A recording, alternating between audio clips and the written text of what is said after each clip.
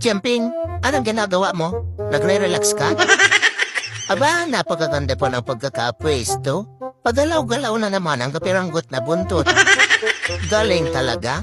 Kasarap ng buhay at nakapaganyan pa ang kamay at pagalaw-galaw na naman ang kapiranggot na buntot ni Champing. Tuwing umaga, ito na talaga ang pwesto niya pagkatapos kumain. Parang fried chicken ang legs mo, Champing. Aba, ang linis pa ng paa. Kaya lang suplado ayaw magpahawak. Mamaya-maya nga ay nakatulog na si Champing. At ganon pa rin ang pwesto niya, nakataas pa rin ang paa. Kahusay ng pagkakatulog, parang lolo. Maya-maya ay napasarap na ang tulog niya, kaya ganito na ang itsura ni Champing.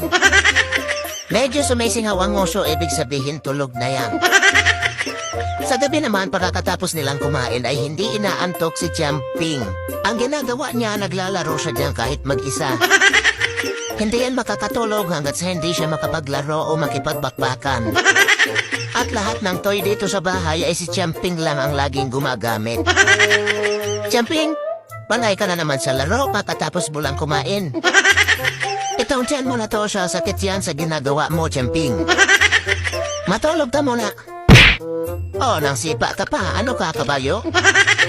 Sa mga oras nga na ito, ikakatapos lang nila magbakbakan at ganyan ang ginagawa ni Champing. Yan ang senyales na tutulog na siya.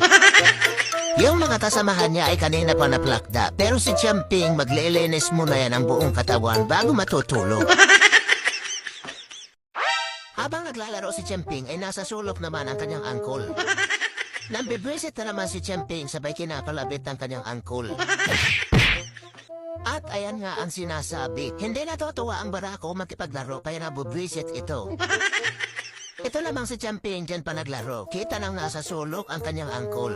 Di pa talaga yan titigil, gusto pong mabigwasan ng pangalawang beses. Di niya alam nakatago lang si Casper dyan sa kortina. Mamaya-maya ay nangangalabit na naman si Champing. Ayan, nagalit na naman ang peko ng senyor. Buti na lang nakatago agad ang berdugo. Dito nga ay natakot na siya sa barako kaya nagmadali na siyang umalis.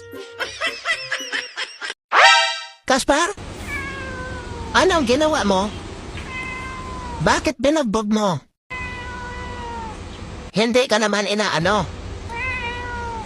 Napakasalbahe mo, nanakit ka na naman, pero... Kita mo, hindi na naman makagalaw si Champing sa takot sa iyo. Bago yan, heto ang nangyaring panggugulpe ni Casper. Habang sinusuklayan ko siya, ay gusto niyang lapitan si Champing na nakahiga. Hindi pa yan makukontento, kailangan makaisa pa siya.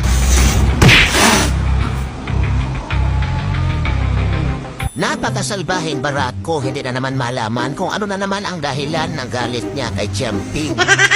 Casper, paawat ka na. Kita mo hindi na makagalaw si Champing sa takot sa iyo. Ngayon sa akin ka na naman magagalit, Casper. Sinusuklayan lang kita, gusto mo nang gulpihin si Champing. Namimihasa ka naman na Casper. Pamangkin mo yan si Champing.